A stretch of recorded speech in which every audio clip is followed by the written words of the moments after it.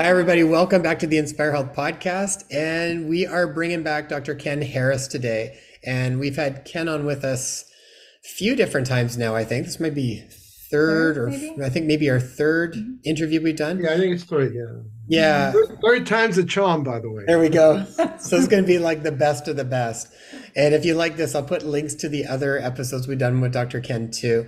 And Dr. Ken is the author of the book Synchronicity, the Magic, the Mystery, and the Meaning. And he's a facilitator of a spiritual practice of attunement, which reconnects personality to a soul and increases the flow of life-giving energy through the body and into the world.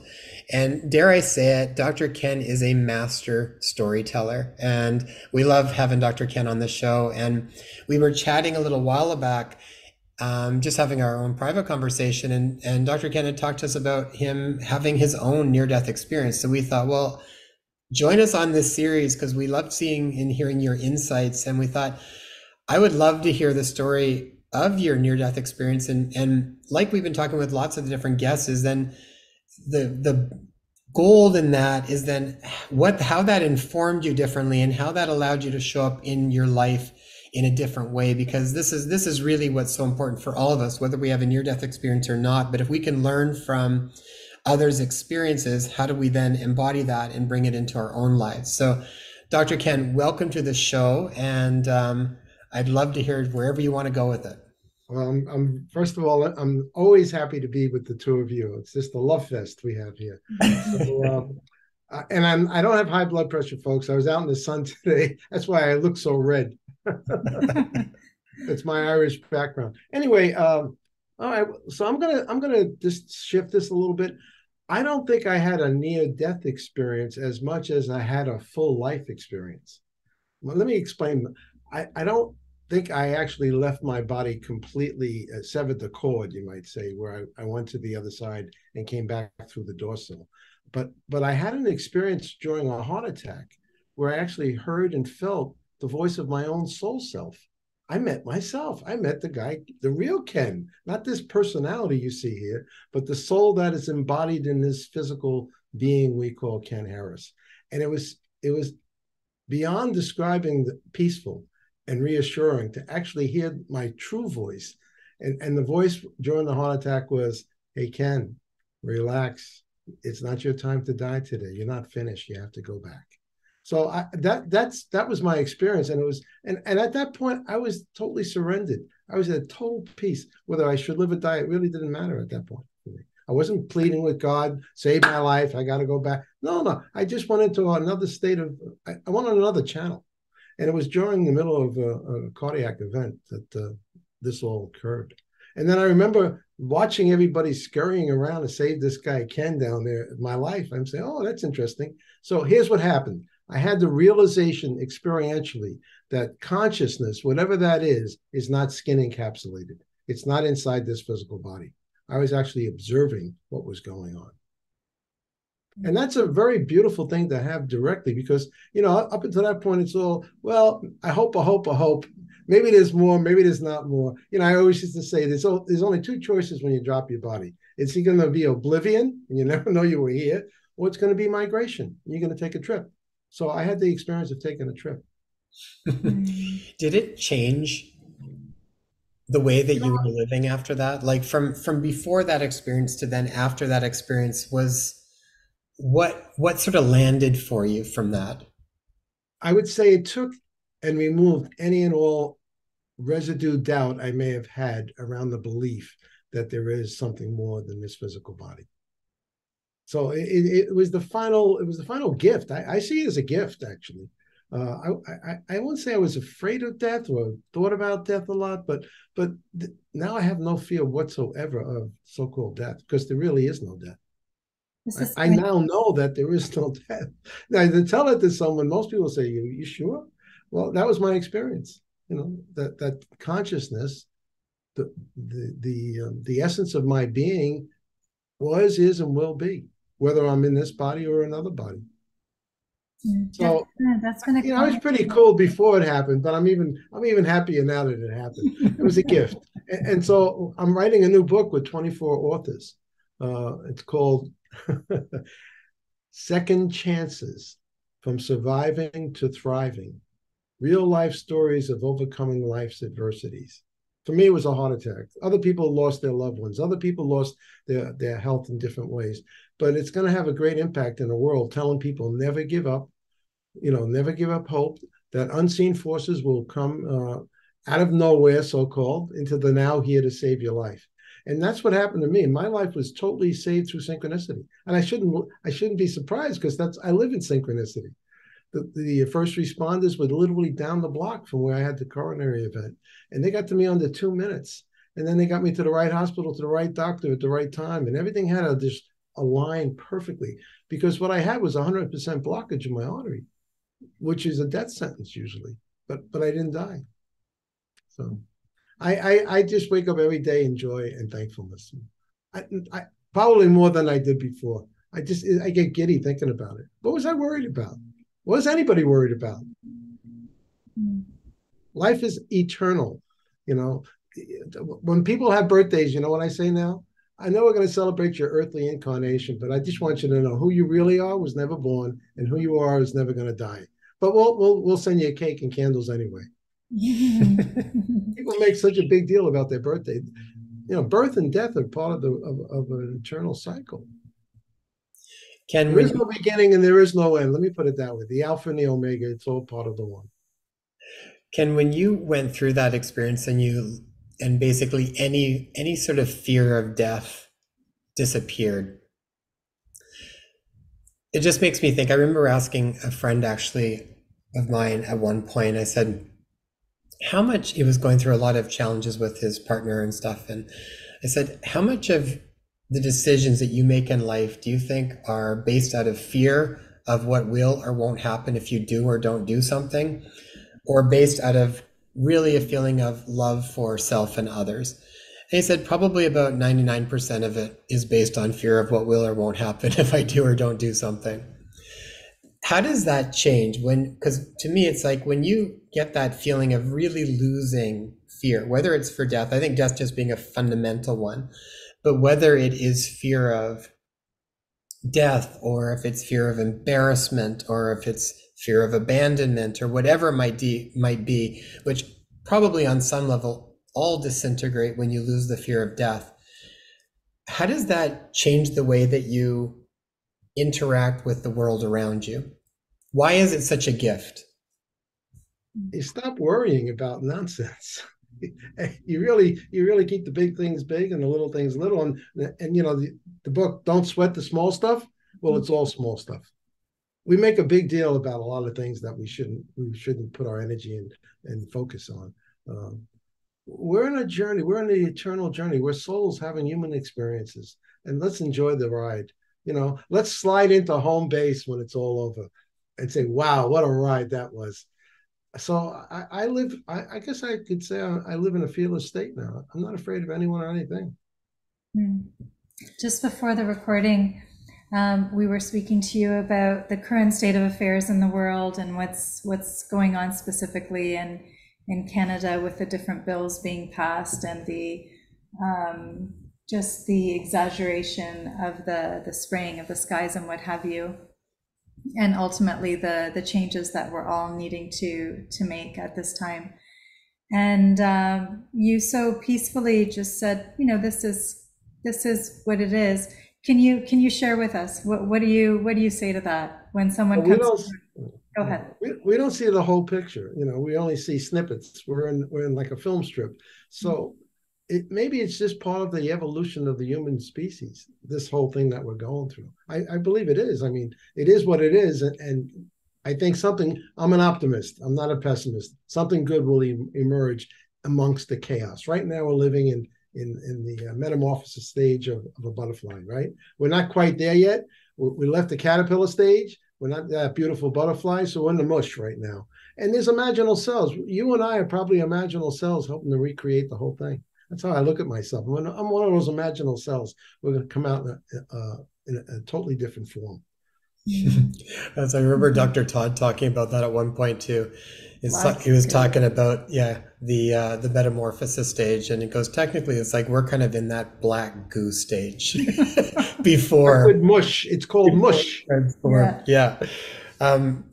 When when you were talking before, when we were talking about losing the fears and you get rid of all of the small stuff that's not important, how have you reprioritized your life? I feel like you were already on a specific spiritual trajectory Hmm. anyway. So maybe we can even backtrack a little bit. What caused you to shift gears at some point in your life, or were you always, looking at the spirit to inform your physical life? Like how did that happen? I wasn't born spiritual. I grew up in the South Bronx. I grew up in New York City for people who don't know where that is. And I grew up in a very, very poor neighborhood. I was a member of a gang. I did drugs. I was in gang wars. So I didn't come out that way, but that was my basic training, I think. They say good captains are made on rough waters. I had a rough start. And I had an Irish Catholic mother who did a lot of rosary beads to save my life. She was praying all the time because she was told when she gave birth to me that she had to go back and take care of this little one. That's what she told me. My mother arrested while she was giving birth to me. She had cardiac arrest. She had Wow. what they called placenta previa, and she was bleeding out. And I was an emergency C-section. Modern medicine saved my tushy at that time. And I remember being regressed by Deepak Chopra, and I could see them. I could see the doctors with the mask taking me out of my mother's womb. But she was told, come back, take care of this little one. He's going to make a difference in the world. But anyway, I didn't know it at the time growing up in the Bronx that I was going to evolve into this person that I am today. But I was not born with a silver spoon in my mouth. So it's been an evolution. You're seeing the polished Ken. Ken didn't always look this way or sound this way.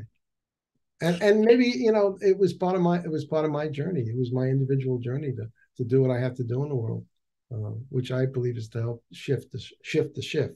We're like the rudder on a big ocean liner, you and I, and we're just trying to reorient people just to give them another perspective so that the whole ocean liner can turn.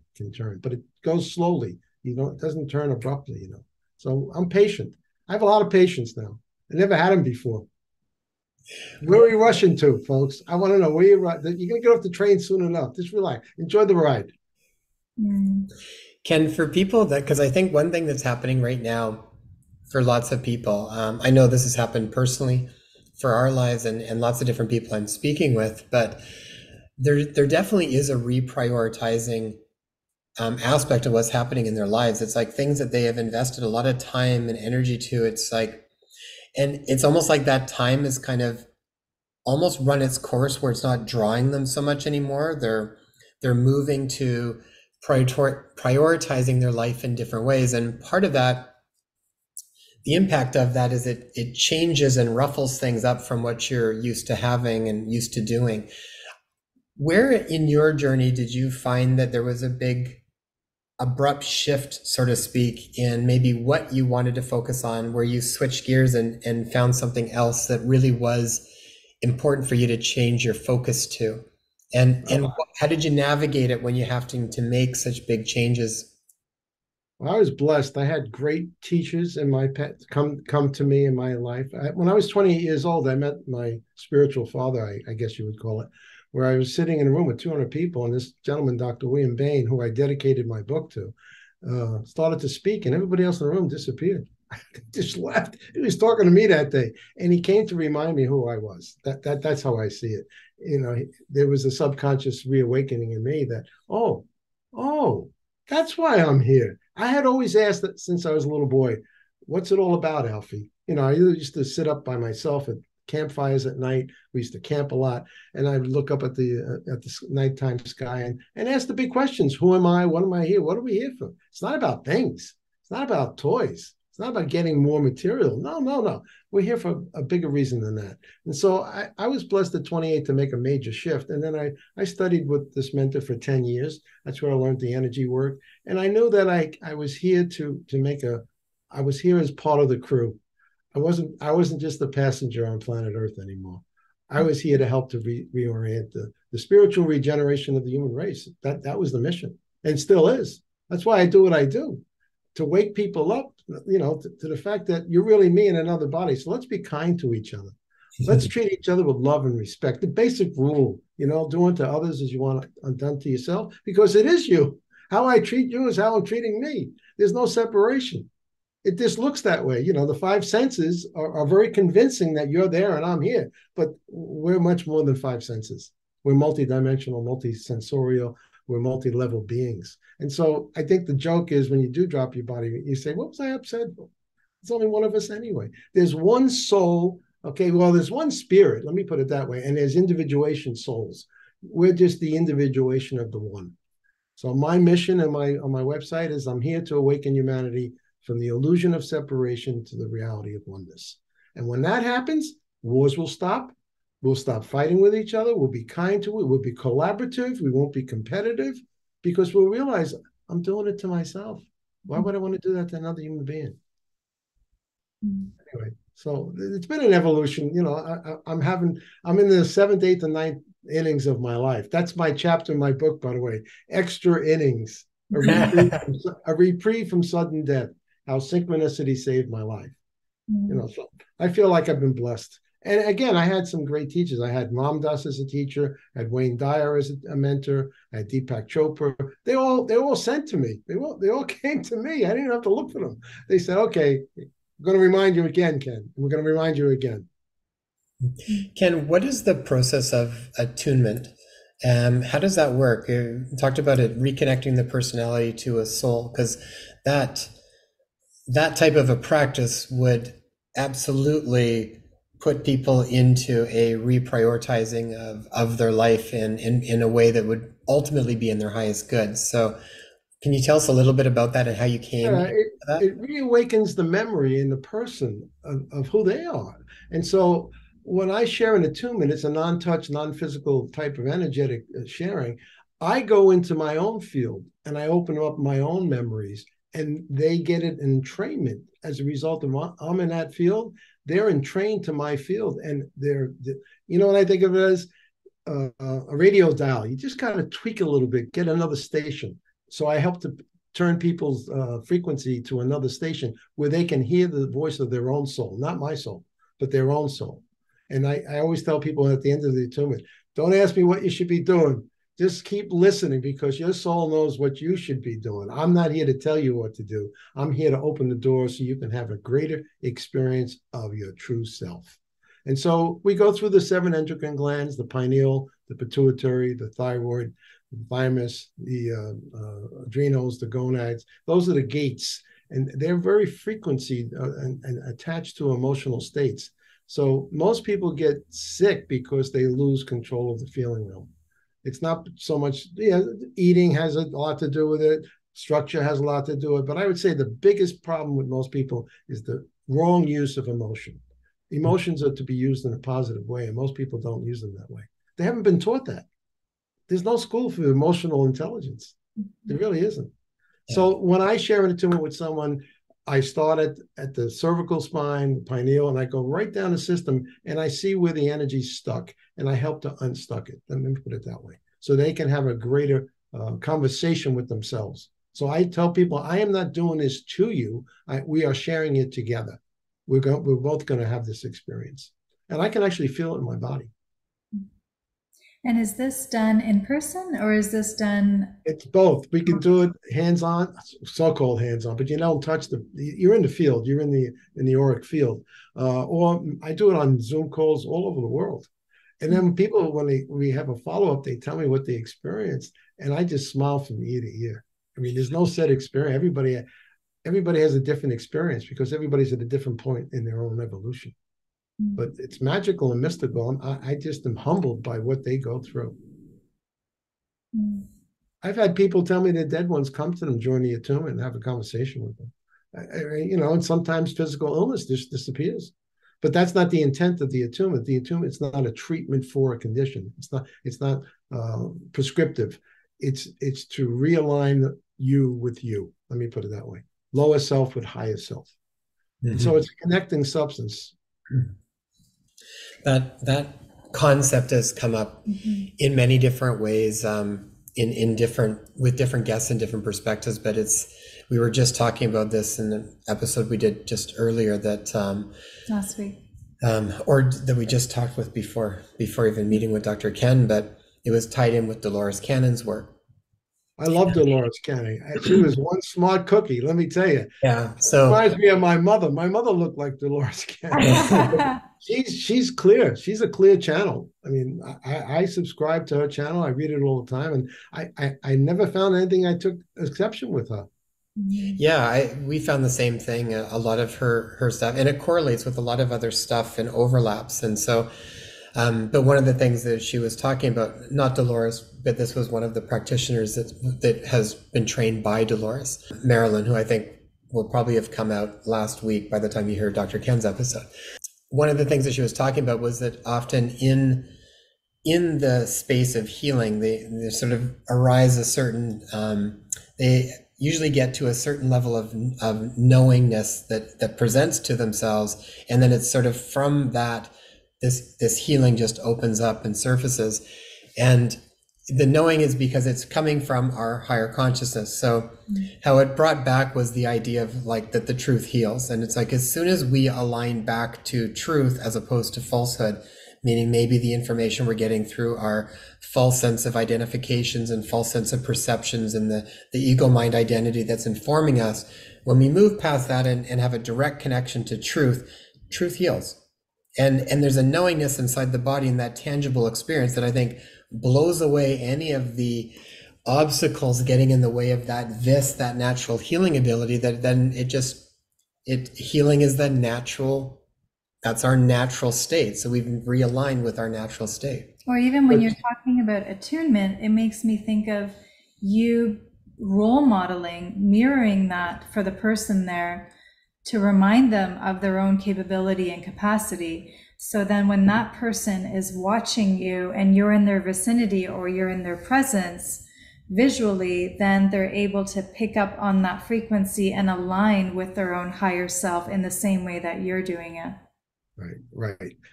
There's a lot of freneticism, noise in most people's consciousness. It's like the ticker tape. The primary effect of an attunement is a quieting of the conscious mind, so they can hear the voice of the soul. The soul's always trying to get our attention. It's always trying to tell us what to do next. But, people are always looking for somebody else to tell them what to do next. And I think, fools rush in where angels fear to tread. It's not good to tell other people what they should be doing next. They need to figure that out for themselves. And I believe that they have an innate awareness of every innate need. And the soul knows your journey. We're just too busy. It's like later for you, I'm busy over here. I want to make some money now. Don't bother me. And then you have a little calamity or you have a little health issue and you say, oh boy, maybe I better slow down and start listening to my soul self. So, you got the two wolves right here. On the shoulders, the soul and the persona fighting with each other all the time.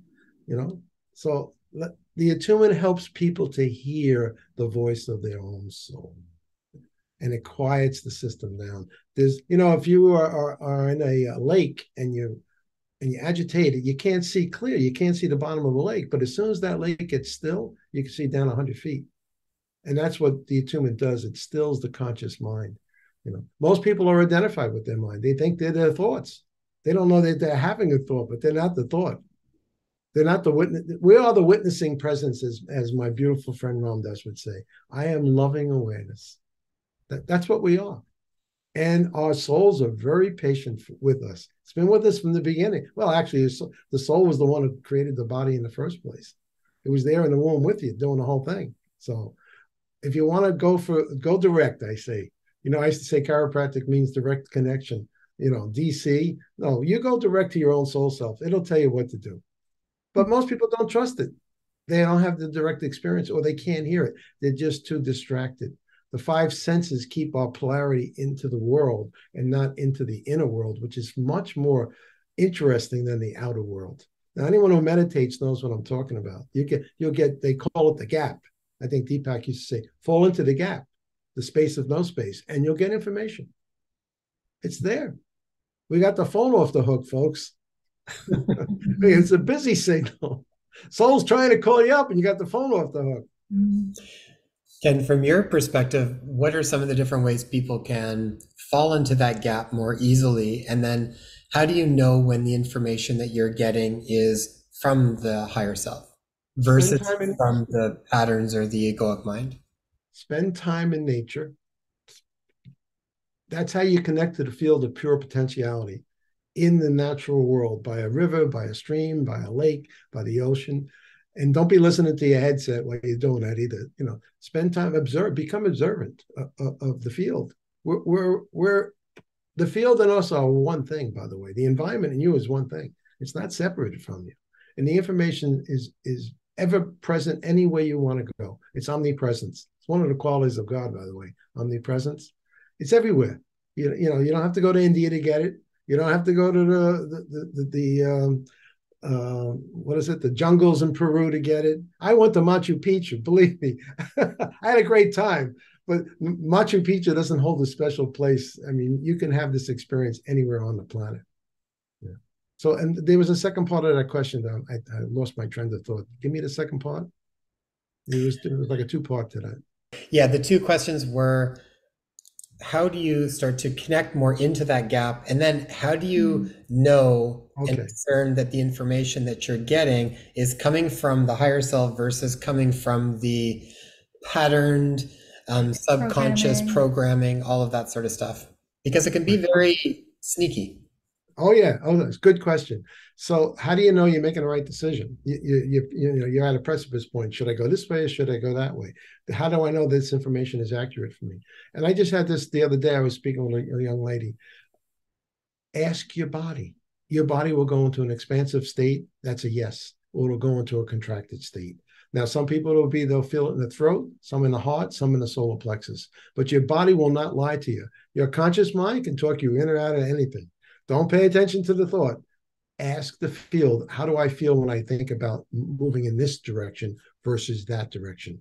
And again, a yes is an expansion. You'll feel lighter. You'll feel it somewhere in the system. It'll open up. There'll be an opening, not a contraction. Contractions, no. Opening is yes.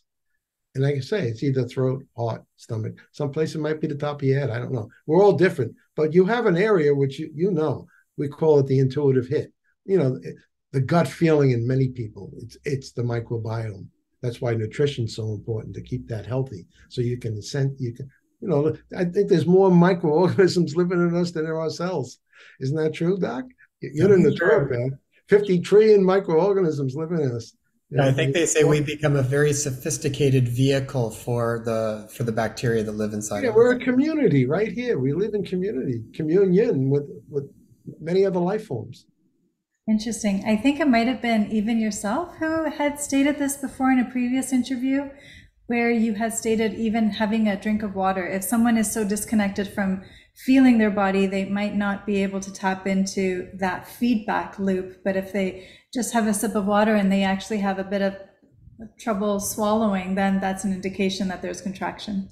Well, that was for the president of Sony Corporation. He would have them pitch at the board meetings, should he do this, should he do that? I said, I'll be right back, guys. And if he could swallow the deal, if he could drink the water, he'd swallow the deal, no matter what his head said. So for him, that was his litmus test. It was a glass of water. But for other people, it would be different for each one of us. There's no one size fits all here. We're all unique.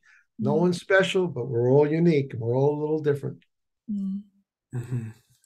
Yeah, and we all share the same life force. That's the other. So there's the commonality there. Yeah, and just practice. That's why we were putting out that.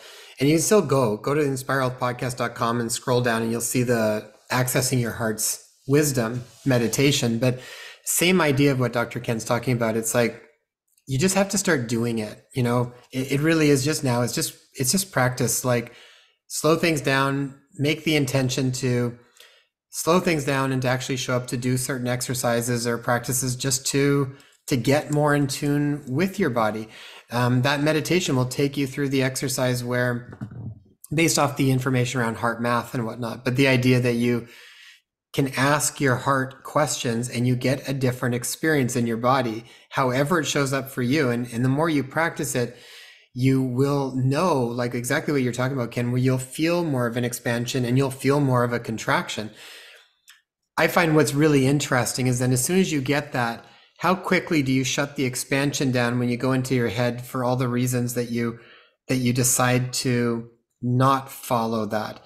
I think that's where we are right now. I feel like actually people are more and more connecting to the sensation of what feels like a yes for them or what feels sort of right for their body.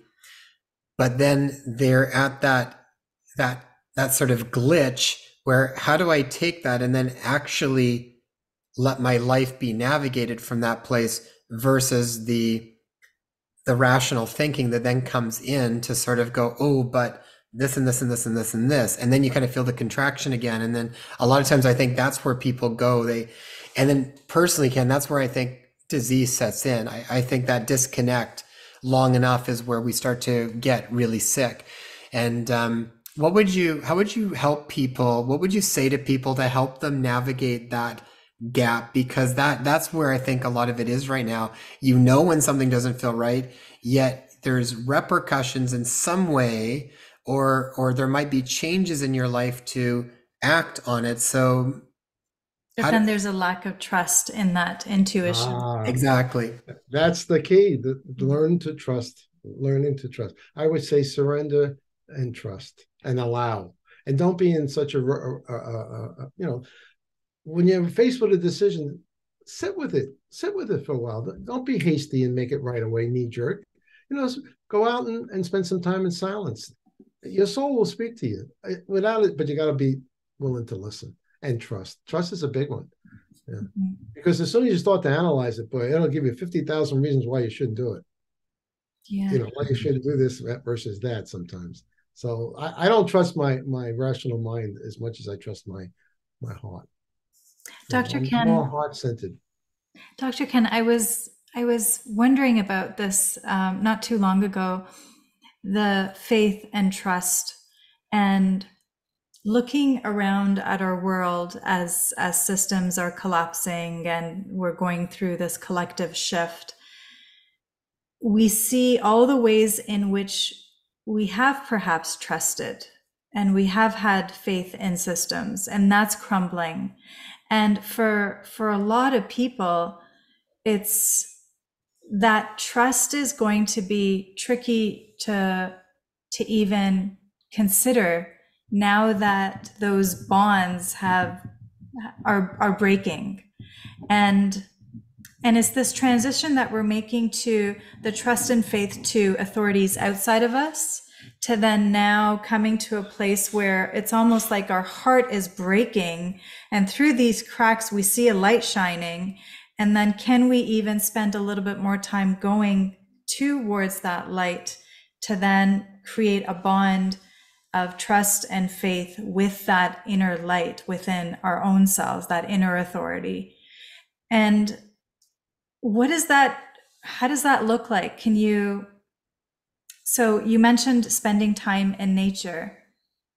Does that happen the more you spend just quality time in nature on your own in quietude? Yes. And stay away from electronics. Stay away. Do not watch TV at all. We're all been programmed. We've all been spellcasted. Mother, father, teacher, preacher lives in all of us. And 99% of what we're thinking is not true. Never was true. We had blind faith that it was, and then we get disillusioned. We get angry sometimes when we realize we were lied to. No, we need to go become sovereign beings. We need to go in and ask, and not ask another person, what do you think I should do? Mm. Get off the hook of asking other people what they should do. I listen to people and I say, now listen, we're gonna record this next time because you already had your answer in asking me what to do. I already heard the answer. I want you to hear it for yourself. So I made this lady record herself. She called me back. Oh my God, you're right. I did have the answer. Mm. We do have the answer. We know what to do. There's an unwillingness to do it or a fear that we're going to make the wrong decision. Here's my attitude. There are just decisions. There's no right or wrong. You can always change. Nothing's irrevocable. You can always course correct. Mm-hmm. Most people are paralyzed. They're afraid, I do this, I do that. Oh, boy. And you know what happens to the adrenal system? When you go double-mindedness, back and forth like that, you collapse your adrenal system. And that has ramifications on physical levels in many, many ways. They call it the single eye. If you want your body full of light, have a single eye. Don't be waffling back and forth. That will exhaust you more than anything else. Once you make the decision, move with it. I'm counseling a fellow now. He's about to point to have surgery. And I said to him, he was feeling guilty because he's a holistic guy. And he says, I've been in shame, I've been in guilt. I says, what is your body telling? He says, my body's telling me I need to do this. I said, then just do it, if that's what your body's telling you. And once he made that decision, it's easy. Yeah. We would play with that a lot of times, where when I was going through the example of like listening to what your heart's knowing is, and then when do we actually act on it, or when do we pull back? And I know this has been my process, because I feel like this is just as honest as I can be with where I'm currently at with anything. And a lot of times I might get a pull that says, "Ooh, this really feels in the right direction," and then it would sort of be this. For me, it would be this place of, when do I feel like the scale tips that I'm more inspired and more excited to act on that, and less fear around what I'm letting go of. And it would be as soon as the scale would tip a little bit more in favor of that, then I knew my momentum was now ready to make that move. I usually didn't like the feeling of acting when I still had more fear, because I'm bringing that energy into it. So that would be my personal process. And sometimes that might mean we'd have to nurse it for a while. So it'd be like, then we would play these what if games where we'd be like, well, what if this or this or this? And we'd sort of play with that. So eventually that became more exciting than the worry about what will or won't happen if I do or don't do something. So for people out there that are maybe sort of navigating that same chasm, it's like, if you get that sensation where play with it a little bit, and then maybe that's a good indication, is when you're more excited to act than you are fear of acting. Let that be your line. And what we've generally found is that as we've done that, the space between acting becomes less and less and less, because it's more like that becomes your compass eventually, is like, that feeling comes up, I know, that's what I trust, and then I go with it. You're just in the flow. And there's less and less space. But I know when I was first navigating that would be a way that I would play with it that felt at least honest within myself of where I was at. I like that analogy. It's a beautiful analogy. A metaphor, actually. Mm-hmm. The tail's doing it, and then it goes, and move on it. Yeah, don't be afraid. Worrying is learned. Worrying is a habit, a bad one. Wayne Dyer used to say, hey, if worrying changed the outcome one iota for someone, I would tell you to do it. But it doesn't. It's not going to change the outcome for the person or thing you're worrying about. It's just going to make you sick. It's going to leak your energy. It's going to leak your field. What if that what if stuff? Oh my God. What if this? What if, I say life is like Scrabble. Don't go until it's your turn. What if they put the dot over here, or if they, it's going to change the whole board. We're a kaleidoscope. Things are real time is changing all the time. And just stay aware, awake, and alert to the factors that are right in front of you in the moment. Don't get too far ahead, You trip when you get too far ahead of yourself. Watch the next step. Just take it step by step by step, and be patient. That's one thing about growing older. You get more. I can't go as quick as I used to, so I have to be a little more patient. I see a lot more, by the way. When I walk around the park now, I see a lot more than I did in the past, because I'm not going 100 miles an hour. Right. One of the benefits of the aging process. Mm-hmm. Yeah, I was going to ask you, when does the patience come? Because I feel like I'm still pretty impatient around a few things. Yeah, well, it comes with age, I guess. It comes with wisdom and age, and realizing, what's the rush? What are we making ourselves nuts about?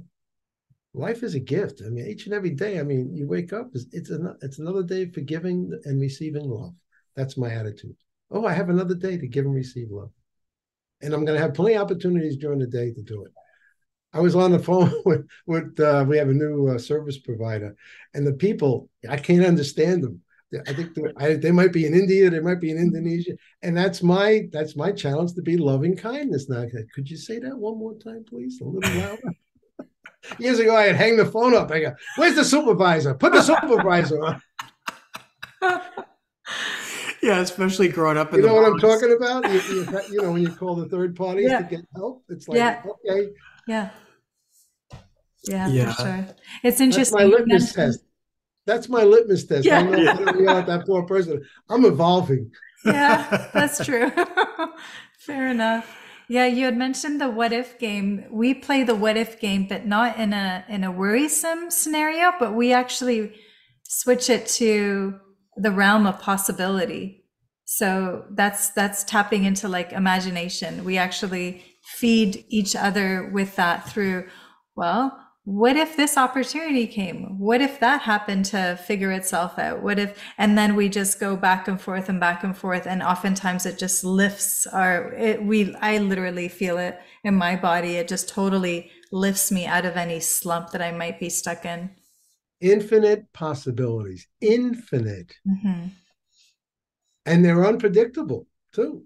They really are. Life is not a chess game, because in chess, that's what you do. If he moves there, I'm moving over here. And if they move there, I'm moving. Things, unseen forces come into play. There's always the X factor. But stay aware, wake, and alert to be fluid enough to move in the direction you're being guided. And there's no irrevocable decisions. Decisions are just decisions. You make another one, another one. You course correct. We have GPS in us. Don't you drive your car and you make a wrong turn and it recalibrates? Well, we have a recalibration right here in the heart. The heart will say, "Oh no, go over here now." Mm-hmm. Women are a little more in tune with the intuition because they give life. They carry life and they give life. Internally. Men are learning it, but I think women have a little bit of an edge on intuition.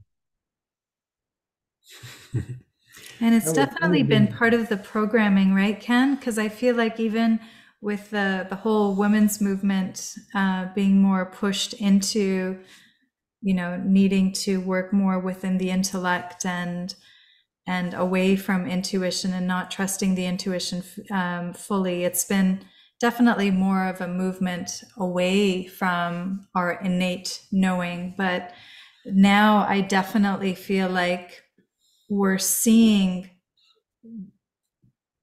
that part of us being so easily, that intellectual part of us being so easily manipulated, that we're going back to, ooh, that didn't feel right. And my gut's telling me otherwise. So it's definitely helping us to bounce back to this internal reference. Women are leading the way home. If it wasn't for the gals, I think the whole thing would be over already. Thank God the women are stepping up and taking the lead. Men haven't been doing a great job, by the way. All those bald guys and white hair guys in the Congresses, they need to go. We need more women in the government. For one thing, I know women wouldn't be so quick to go to war and send their boys off to kill people. Mm-hmm. That I know for sure. Mm-hmm. Having given birth, that bond between mother-child is the strongest one on the planet. Stronger than husband-wife. Mm-hmm. Yeah. You see it in the natural world and you see it in the human world. A mother would kill to save her child. A pacifist mother would kill to save her child. That's the bond, how strong it is. The guys, we're in the back. I always tell newlyweds when the woman's pregnant, I say, to the husband, this is your first year. You're going to be sitting in the back of the car now. It's true. They'll keep that and give you up. So be kind, be patient. And I always laugh. How long does it take you to get out of the house? It's about a half hour now. Used to be we just get in the car and go. Now it's a half hour. Oh yeah, so and then try to get in winter. Women. I love women. I mean, women are.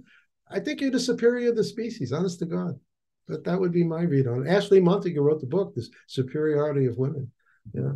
Well, I actually see men like yourself, my husband as well, as having a really beautiful balance of the feminine and masculine energies. So, you're commending all the females out there, but I feel like men like you who have embodied this beautiful union of the feminine masculine energy in the masculine form, the physical form, is just a very comforting and supportive role that is being taken by more and more men these days. So kudos to you guys as well.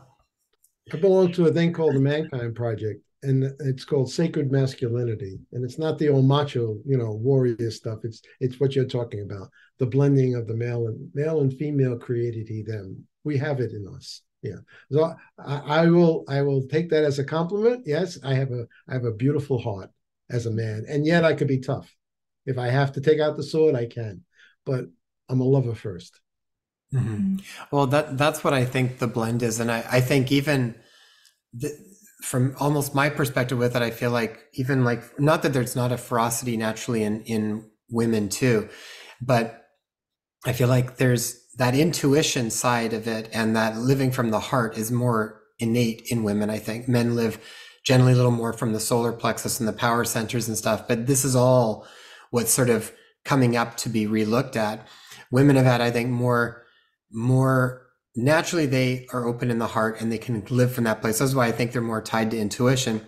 And I think over the years they've been pushed more to even like have more of that power center open too. So we're kind of naturally falling in a phase where I think women have sort of just stepped into that role because they can intuit things more strongly, and they can step into that sort of ferocity and pull the sword out when they need to now too. I think really men are needing to do a better job of bridging those two gaps and live in from the intuition, but then at the same point know how to take their sword out too when they need to, because that's been gone in a lot of ways. It's been taught out of a lot of men. I think, you know, I've even worked with men where they've looked at their masculine side as being a real problem because they've associated it with Anger. anger and Violence. Yeah, jealousy violence. and Aggression, violence. So yeah. they've actually pushed away. I'm like, that's not healthy male energy though. It's, but you've kind of now thrown the whole, you know, baby out with the bathwater thing. It's like we need to integrate both of those things, everybody right now.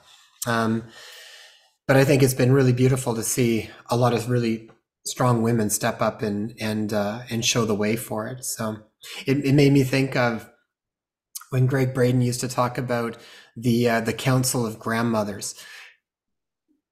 And it would be like when tribes would be making decisions, at the end, it would get filtered through the Council of Grandmothers because they had the best capacity for really looking at what was in the highest good for multiple generations down the road.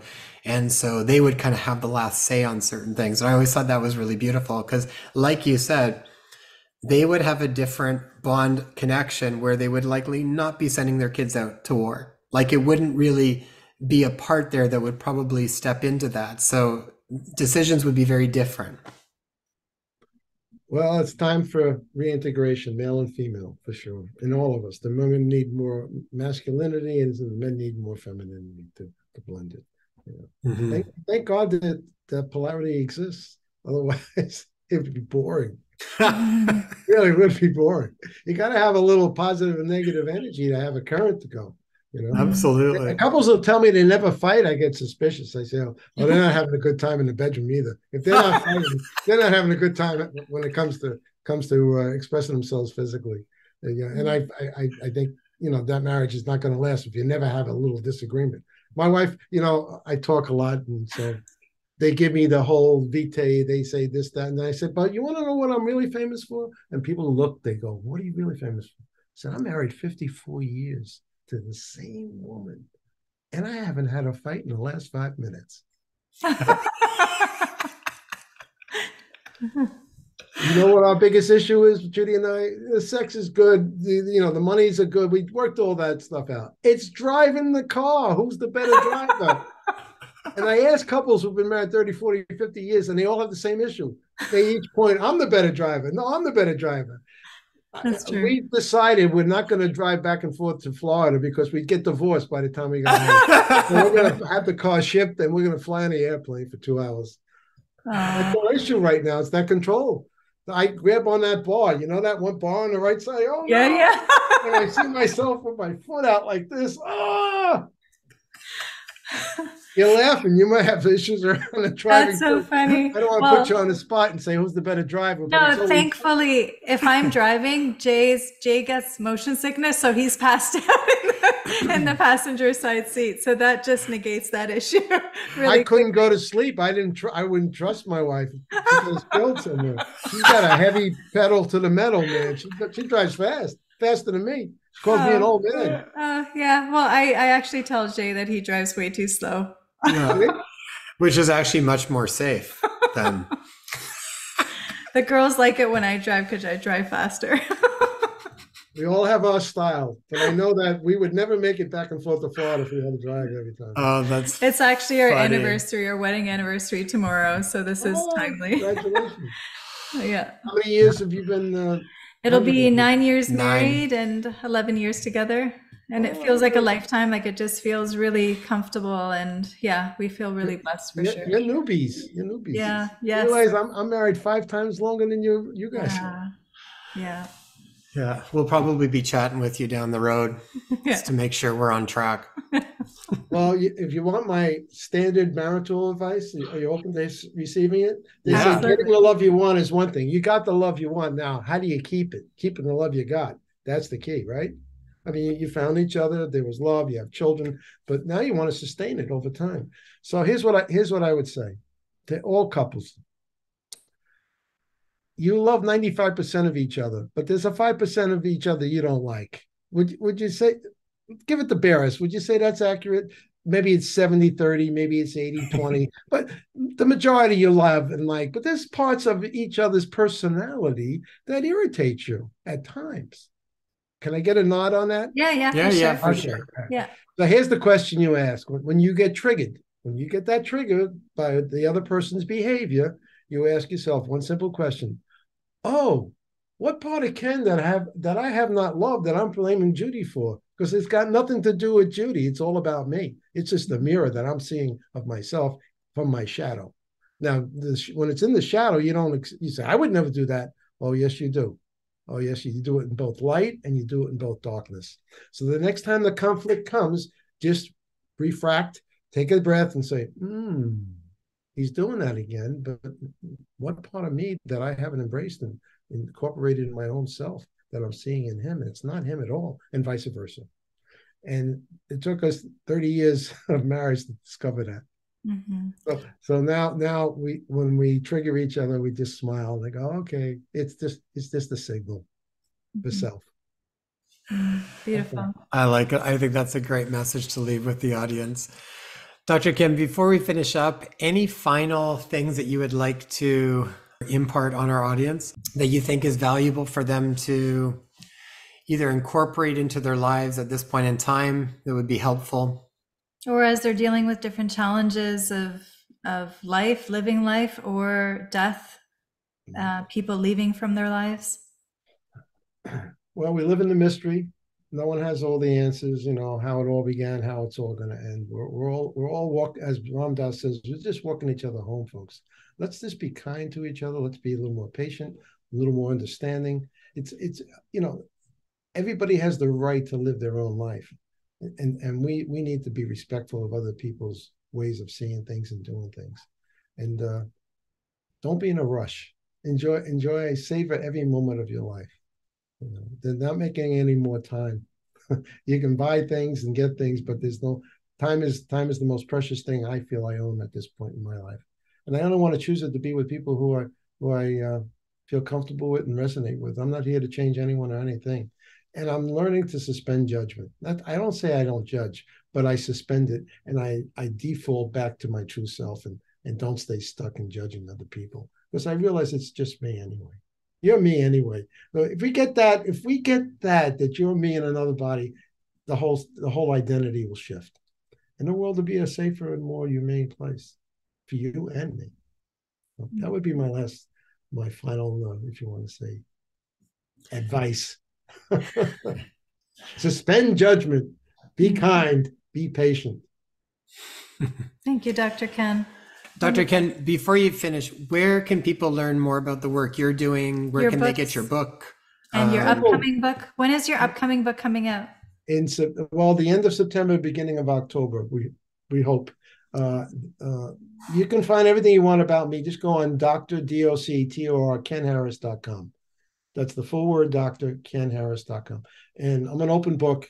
You'll know more about me than I know. I got many, many podcasts, archived newsletters for the last 3 years, blah, blah, blah. So, and if you really want to find me, I'm not hiding. I would actually recommend to the audience to sign up to Dr.